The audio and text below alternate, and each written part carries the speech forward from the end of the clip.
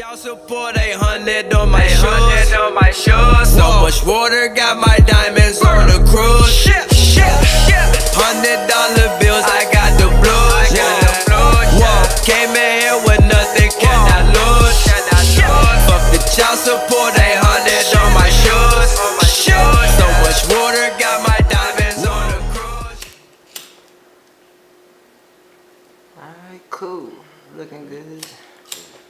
You ready? Yeah. Alright, let's see. Where I'm starting at. So, just dropped a new project. D.E.W. Does the D.E.W stand for something? Nah, just me. Just you? Yeah. It wasn't no breakdown? I just thought it looked cooler with the dots in it. With the dots in between.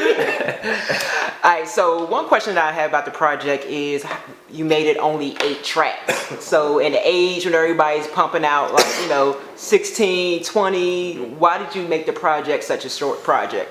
My last 3 projects was eight tracks. I feel like the attention span of people is just getting a little shorter. So for real, not only do my Jones be 8 tracks, they be kind of like one verses too, some of them. Just in and out, Right. I don't be want to hold people ear too long, that's all. I want to make them run it back. That makes sense, because people's attention span in this industry, you could drop something, and you mentioned this your 3rd project. You've been pumping them out like crazy within the last few months. Like you had just dropped, Finesse My Life recently, and you had another project right before, Call of Duty.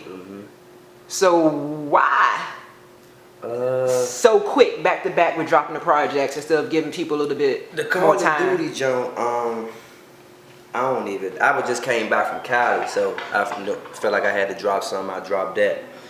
The Finesse My Life, that joint just inspired me one night in the studio, and I was just looking at a movie, and I was like, you know what, I want to do a mixtape with all movie skits on the beginning of that joint. And after that, somebody actually hit me up and paid me a disclosed amount for the D.E.W tape. Wow. So I went ahead and did that. Okay. Yeah. So somebody just like a fan just wanted a project? Nah, not a fan. More of a man. No homo. Okay. He hit me, and we did business. So that that's actually my first mixtape on iTunes and all that shit. I peeped that as well. So that was part of the business deal, and I'm glad that you did that, because a lot of artists, I don't think they realize how beneficial that is to put your projects on the official sites. Because I know everybody loves Spinrilla, but it's one thing when you put on those official sites, more people pay attention to you that way. So has that been the case with the new project? I think so. Like, it might not get all the what you want to call it, urban, I guess. Or, but it definitely gets different people when you on Spotify and what's another one? Tidal. Yeah, all them joints like that. So I got a new manager now. Shout out to Hustle Simmons or whatever, from Chicago. Okay, you working with Hustle Simmons now? Yeah, that's what's up. Okay. Yeah, so we just try to keep it more on the business side. Okay, that's a good look. Yeah. Allen Iverson shouted you out. Yeah. How did you meet him? Downtown locker room. Are you serious? Eastover. In Eastover? Yeah. Stop fucking playing. He came in there when it closed. And, what? My cousin worked there, so he set up the whole place. So shout out to my cousin. I know he see this interview, and I'll break him up, and he like, oh, so my cousin, he set up the whole play, and it wasn't even hard for Iverson to do it too, and I didn't expect him to do it. Right. And he did it. Alright, so one question I have about the project. What's that? That caught me off guard, because I'm an old head. Okay. How you get Fiend, No Limit Fiend on it? Because it didn't dawn on me at first. I was listening and I saw the track listing featuring Fiend. But then when I heard the pump, I was like, oh shit, this really Fiend from No Limit on here. I met Fiend on a tour with Wale. So I was in New Orleans. And he was on the tour bus, and he was just kicking a whole bunch of knowledge, you know what I'm saying? Right. So he fucked with me though. We you know what I'm saying? You know what I'm saying? We linked. Yeah. Not at link, but connected. No, you know what I'm saying? We had a vibe. What the fuck? We had a vibe. It's a vibe. Yeah, it's a vibe. So I left from all tour. This was maybe 6 or 7 months after, I hit him up like, man, I got a track for you. He said that jump back in like 3 days. Wow. Got a legend on the track. Legend, Slim. I don't think some people probably understand how big that is. Somebody from, you know, the No Limit era. I don't even, and see, I'm from that era though. Yeah. But a lot of people don't know. They throw me in the era when I ain't in, but you know, that's cool. Keep that disclosed too. But that was like super big for me because I came up on No Limit, Slim, so that was big for me. Super big. Cool. Now, something that you tweeted today, the day that we're doing this interview for the people out there, you tweeted out loyalty, bustin' suds, victory, rumble, swag out the roof. Put some respect on my tracks. I'm telling you, please. What made you say that today, man? I was just thinking about, you know, like you said, people are putting out a lot of music. You know what I'm saying? I'm not discrediting nobody. I just thought about to myself. You know, sometimes you always think about what you don't got, what you didn't do. I'm like, you know what, Mo? I got a lot of good singles out here. You do. You know what I'm saying? So put some respect on my tracks. Whoever playing tracks, or put some respect on my tracks, man. Right. They need some respect. I remember telling you this before some years back, that your hooks are what I love the most about you. Like, you make catchy hooks that could be, you know, commercially popular, which we saw with the songs that you named. And at one point, you had like a nice back-to-back run with the loyalty, victory, 1K, you know, even if you're busting suds and stuff like that. Do you feel like any of those tracks probably didn't take off in the way that you wanted to? I feel like all of them ain't take off the way I wanted to. But it's like, that's like Victory. Victory got about 300,000 at the least plays on SoundCloud. I know it's songs with more. Right. But I know it's songs with less plays and people get signed off and shit like that. You know, it was on OVO radio. I don't know nobody at OVO. Exactly. That wasn't a favor. They picked that shit up. Wow. That was the first day of OVO radio. They played Victory. The hottest DJ that was on that jump. Bustin' Suds, Complex, World Star, Spotify, nothing. Wale and Loyalty. Kind of mix up of whose song it was.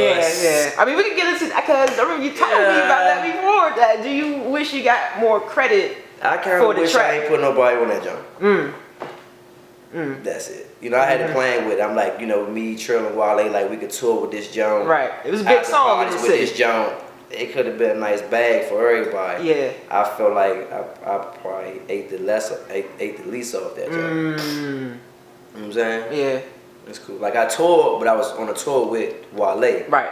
It didn't say like Wale with D.E.W. Right. Or whoever, you know what I'm saying? So I just came out on his set, performed, and left. And that's it, just for that one track. You know, but if I could have been on my own tour, on somebody else's tour, opening up, and doing it, it would have probably got me, you know. With all the other bangers that you got, because you have a nice run of songs. And they would have been follow-ups. Right.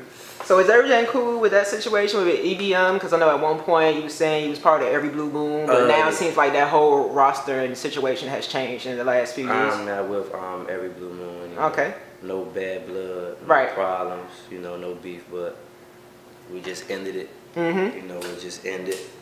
And I'm doing my own thing now, man. Right. Let's talk about the life. Let's talk about the life. The life. You kicked off your own label and everything? Yeah. How's that feeling? I feel like I just told my man earlier, like I'm feeling real CEO-ish. I sold about like 70 shirts in like 3 days. Wow. I got an order right now that I just put in endless baby clothes, you know, hats. Wow. Stickers. I think I'm into the life like more than music right now. Really? Yeah. Branding yourself in different areas. Yeah. I mean, that's what you have to do, because I try to tell artists you can't just do one thing in this music. Yeah, that's not gonna cut. You can't just do one thing and nothing. Right. You can't just do music. Yeah, you gotta cut. You gotta have the merchandise. You gotta do other things. And it's all about like you could be hot, you know, like you could have songs, but it's all about a brand, you know. I feel like anyway. Right. Could be wrong, but that's what I'm working on right now, just building my brand more. You have any artists that you signed underneath you so far? Trap Jesus. Trap Jesus. That's the only artist right now. Right now. That we all should be checking for, that we follow Trap Jesus, the real _ Trap Jesus. Okay. Yeah, that's the only artist I got right now. I can't do too much. Right, because I think when artists try to work with artists and they get too many at one time, there's going to be some slack somewhere. You know, people's going to fall off, or them not feel like they're getting the right attention, or none of that stuff. He booming right now on the phone. No, definitely. Definitely though. Cool. All right, now I feel like the group that you come from, Slutty Boys, is a groundbreaking rap group Facts.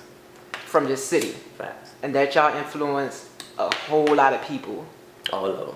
not just here, but across the country. Because when I was, peeping videos, probably I would say there was a time maybe 4 or 5 years ago, especially looking at videos online from other parts, rap videos, other parts of the country. I'm like, man, these dudes remind me of Slutty Boys. You feel like y'all don't get the credit for what y'all done in the rap game in the DMV? Maybe from other states, I feel like we don't get it because it's obvious, like you said, you see and then you like, Yeah. come on. Yeah. But I feel like from here, a lot of the upcoming artists, most of them, anytime I seen them or see them in the interview, they definitely be like, Slutty Boys, I used to listen to them, or I still listen to them, or if it wasn't for them, or so. In DC, I think we get it, and like I said, it's still it's a big face card. The fucking police let me go the other day and ask for a picture. You know what I mean? They knew who you were. Yeah. Wow. Like, no exaggeration. So it's a big face card. So I think here we get it, but like out of state, people not gonna really get the credit because they want to just keep stealing the swag. Yeah, and that's been going on in DC, I guess, since beginning of rap here. Not even rap, even people were stealing stuff from Go-Go. Just stealing the period, man. Just stealing the swag from the city. All right, now you mentioned Trap Jesus, the artist that you have. Yeah.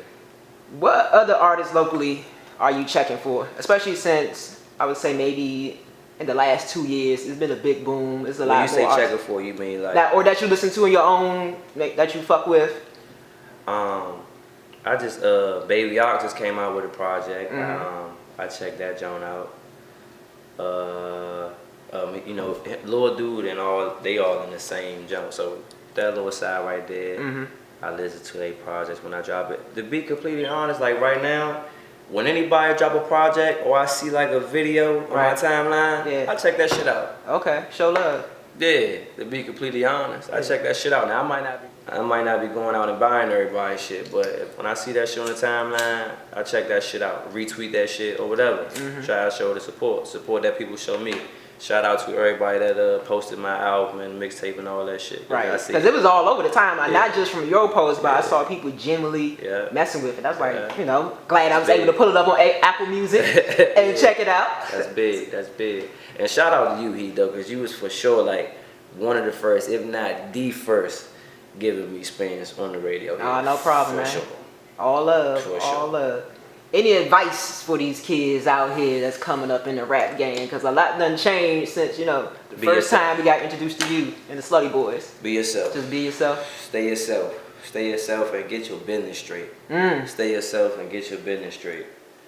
That's all you gotta do. To me, I think so. Stay yourself, get your business straight. All right. Anything else you want to say to folks? Man, the life, SB forever. You hear me? That's it. Shout out to everybody. I got more, Lord nigga, I got more.